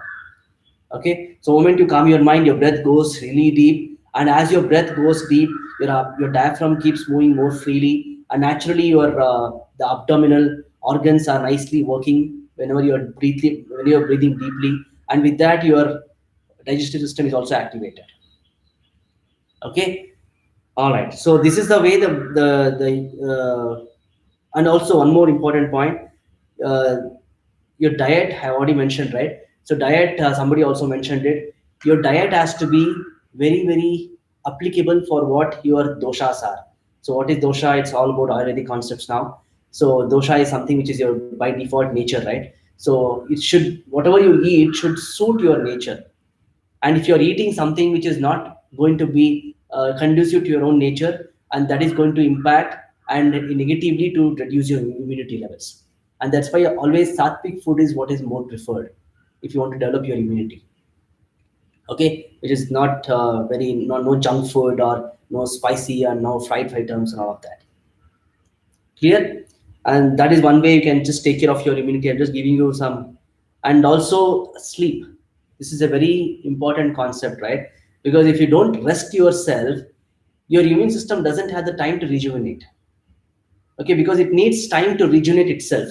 But if your mind is constantly engrossed into something, and if you're going from topic to topic, and you don't have time to rest your system. So, and that is why sleep is an essential component for all of us, because whenever we rest, and naturally we rejuvenate ourselves with rest. Okay, so very important aspect, which is your sleep. And then laughter. See, whenever I just told you, right? Because this is something which nowadays we are all so serious. Nowadays we think before laughing also. Or should I? Is it like appropriate to laugh at this time, or is it like not appropriate? So all these kind of, we are too much in our mind nowadays. We just think a lot. Okay, to act, in any situation.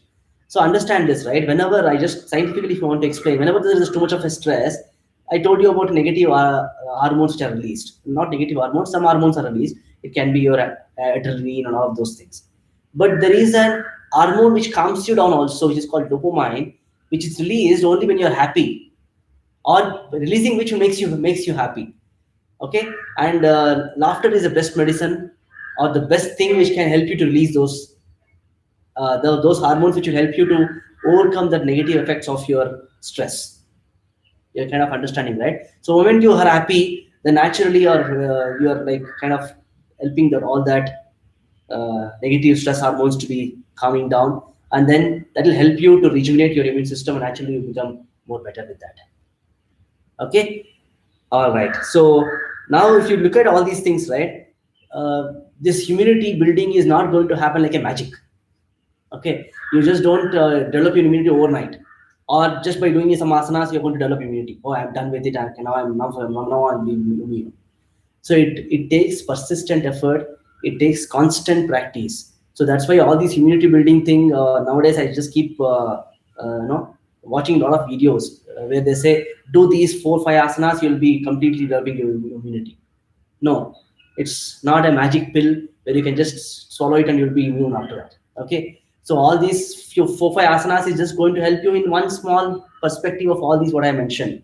But if you look at whatever I said, the major component of it is in your mind itself.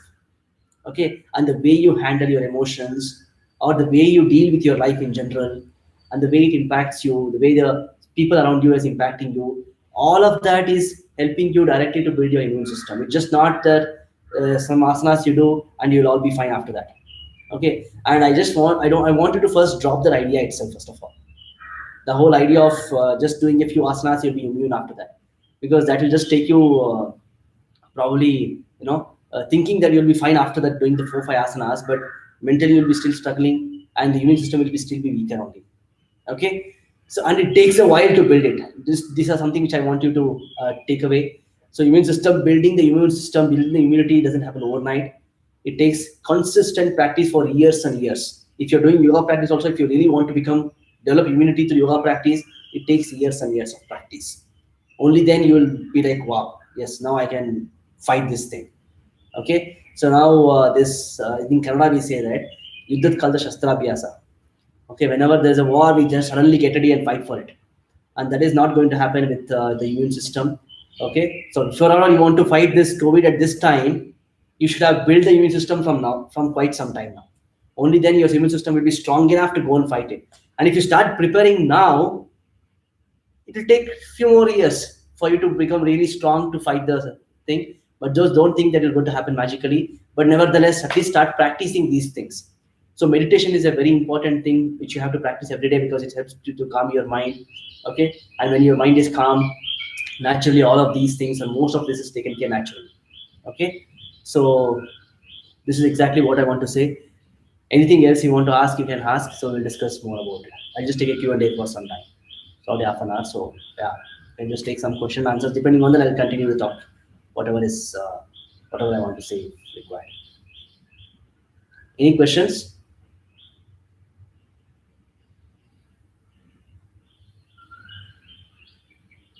Yeah, are you able to hear? Yes. Yes. Is there any, you forgive if it's a silly question, but are there some foods or drinks that will help build immunity? Because we hear about commercial products, but I want to know if there are any natural products like fruits, vegetables, whatever. See, any sattvic food is definitely going to help you. Okay, just don't take It's again, it's not a pill, right? So some foods like ginger, your garlic, and your turmeric, and all those things is definitely going to help you in building your immune system.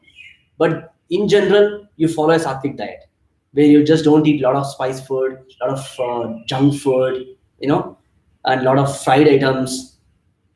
And definitely don't, I mean, I don't know whether I can appropriately say this. So preferably don't eat non-veg. So because all this is not a sattvic food. So because some people will again comments, maybe they have their own perception about non-veg. They will just think, oh, that's the only thing which I can eat. But it's fine. But over a period of time, you just think that it is not something which is it is conducive for our body. So you generally have to maintain a sattvic diet if you want to really develop your immunity. Okay. Thank you. Thank you. Anything else? Hi, this is Harish here. Good morning. Yes. Yeah, there are a lot of parameters. Now you mentioned about cell, and you said about mental strain, and then digestive system, and then a lot of factor. It impacts your immune system. There's not a one factor. But one of the basic things at this time, I think, what you could suggest us, like what is the best thing to start with? I think sleeping pattern, a lot of things are there. Give me some hint of this to start with something. So I would say, you have to follow everything because it's a lifestyle. Is what I'm talking about. You have to fix everything eventually. You have to fix your sleep. You have to fix your diet. You have to fix your practices of physical practice also. All of that plays a role. Okay. If you want to start now, you have a lot of time at home. Start with everything possible because this is the best time for you to fix all these things. Okay, because you'll be at home, right? You're not at least going outside to eat junk food and all of that. Because this is the best time to practice a very sattvic diet. Because what happens when we're going to office, we have the habit of mostly getting into canteen, cafeterias, or going outside to eat, and all of that is going to happen. That is not happening now. So you'll be mostly at home. So practice that first, fixing your diet itself, and then practice regular yoga practice every day. Okay, at least for 1 hour a day, which should include your meditation also. Okay, because your mind also has to be taken care even equally, not just the physical body itself. The physical body is definitely required in order to in order to become develop more immunity. But more than that, as I mentioned, everyday practice meditation to keep your mind calm. Because when your mind is calming down, then naturally a lot of your fear, your negative emotions, all of these things are actually taken care by that. So that is something which you can practice it during this time. Because this time I look at it as an opportunity for all of you to practice all these things because you are staying at home. Your lifestyle is completely in your control now.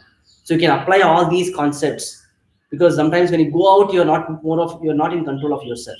But you are staying at home, you are in control of all the factors which are impacting you, and try to fix your lifestyle this time. Because this is the right opportunity for you to do all these things. Okay, and you can maintain discipline in everything. That's what I always say. You maintain a discipline and you have a time for everything. What time you sleep, what time you get up, what time you eat. Because as long as you are not, if all the cycle is very episode, okay, when you eat at one time, you sleep whenever you want. If the cycle is too episode, and then your system is not understanding what's happening. Okay, so your system needs a rhythm in order to understand what's going on. So try to establish the rhythm in during this time, and that itself is good enough actually. If you put a right rhythm for it, so that it can just be followed later. Okay. Thank you. Thank you. I have a question. Yes. When we are talking about sleep, right? So I hear very different points of view. Some say 7 to 9 hours of sleep. Some yogis say, hey, like you don't require, you can do with 3-4 hours. Okay. I want to understand what is the accurate assessment of ourselves. Like how much sleep do we really need? Because I have noticed when I'm excited, I skip on sleep. Like my mind is working too fast, I'm engaged in too many things. And when I'm in the low emotional state, I'm probably sleeping more. Correct. So what is a good, See, nowadays the modern view of sleep is totally different. Okay, the modern view of sleep is it is duration based. Okay, you have to sleep for 8 hours a day. Okay, and that's what the modern view of sleep is. But in the yoga perspective, it is It is nothing is here time based. Okay, you don't. Nobody says this is the amount of sleep you need.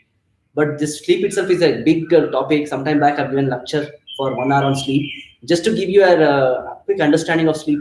Sleep, right? The sleep is required to rest your body and your mind. Okay, and that's the reason for sleeping.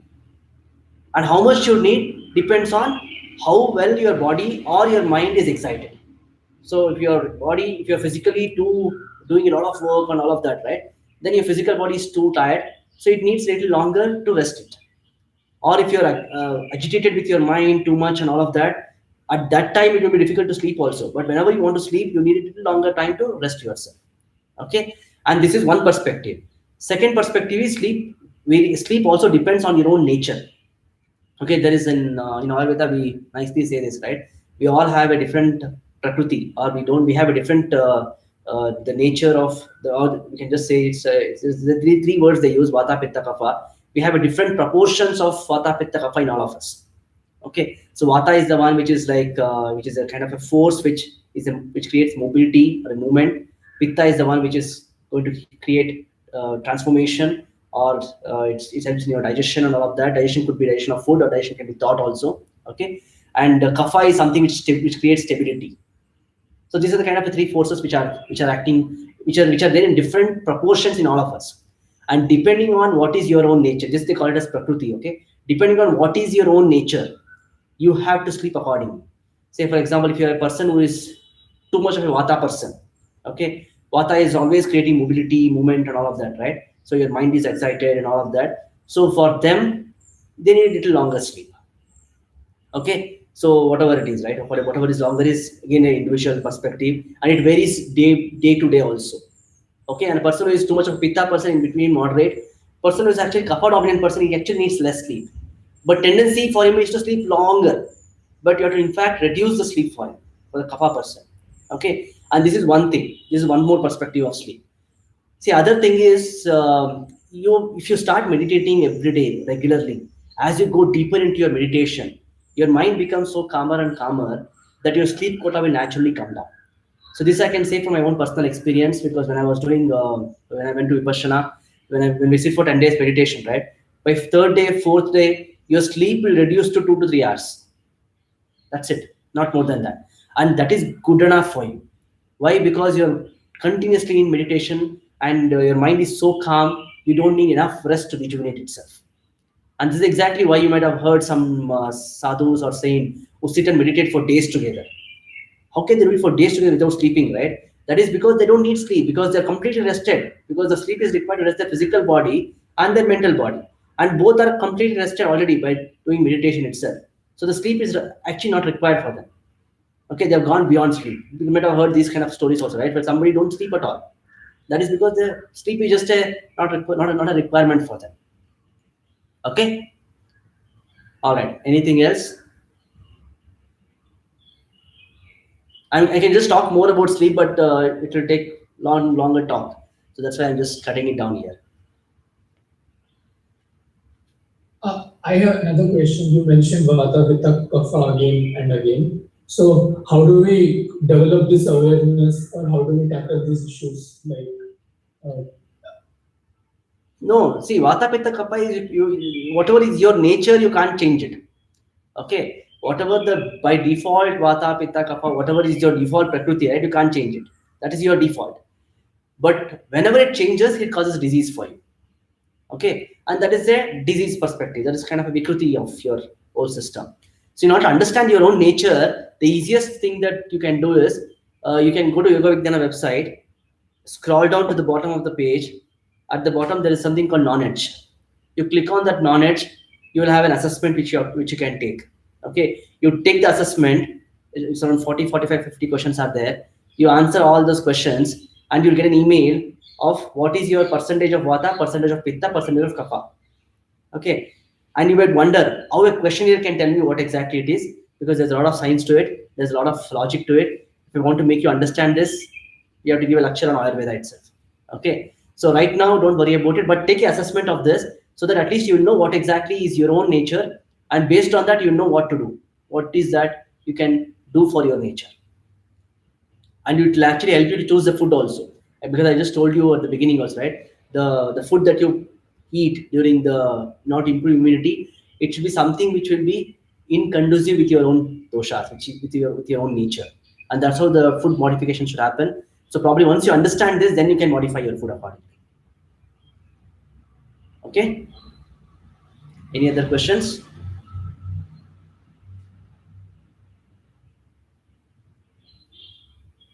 All right. So with this, I just want to, from this talk, I want to say one thing.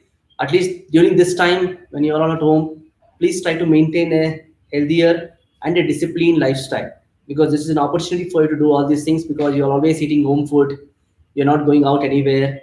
You're sitting home, and preferably cut down on the watching a lot of television news channels constantly, because it's not going to help you in any way. At least nowadays, whatever is going on. So it is unnecessary creating negativity and fear in all of us. So that you can just watch it to just get the briefings. Okay, maybe like once in a day is fine. But if you're constantly watching it, unnecessarily it creates negative emotion and fear within us.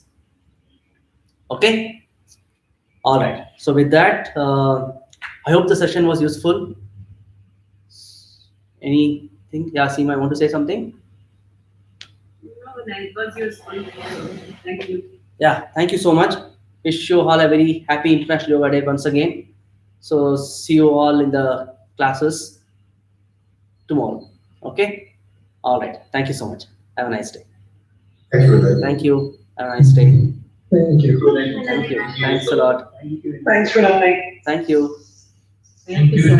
Thank you. Thank you. Thank you. Thank you. Thank you, Vinay. Thank you, madam. Thanks. Nicely organized. Thank you so much. Thanks a lot. So the message was conveyed very nicely. It's Oh. very informative. Thank you. Thanks a lot.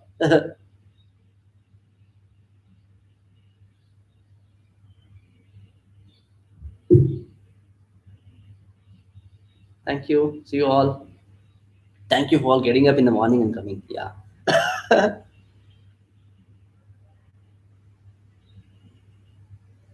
Thank you, then I see you. Thank you. See you. Thank you, Vinay. Thank you.